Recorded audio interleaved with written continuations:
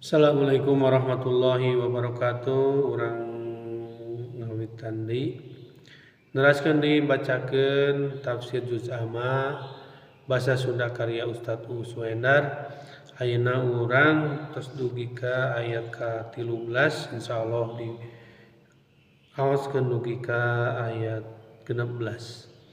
A'udzu billahi minasy syaithanir rajim. Innal abrara lafi na'im wa innal fujjara lafi jahim yaslaunaha yaumaddin wa ma hum anha bighaibin.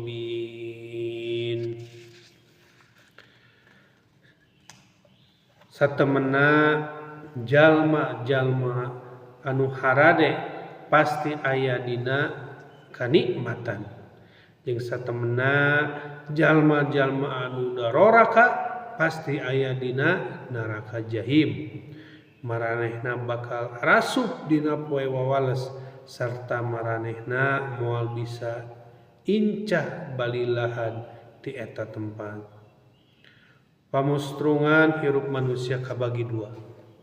Kahiji inna al abrara satemena pangbalikan jalma anu hade jeung taat kana aturan Allah Subhanahu wa taala lafi na'im, bener-bener bakal ditempatkeun di sawarga nu pinuh ku pirang-pirang kanikmatan.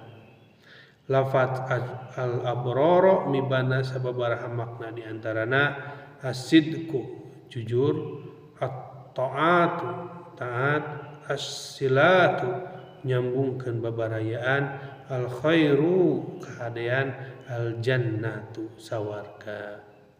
Jalma anu dikategorikeun al abrar atawa mabrur mibanda sifat jujur, taat, silaturahmi milambah kahadean sarta hirupna aya dina kanikmatan dunia nu mangrupa syuhud ngarasakeun kehadiran Allah dina sagala aktivitasna sarta di akhirat bakal menang pirang-pirang kanikmatan.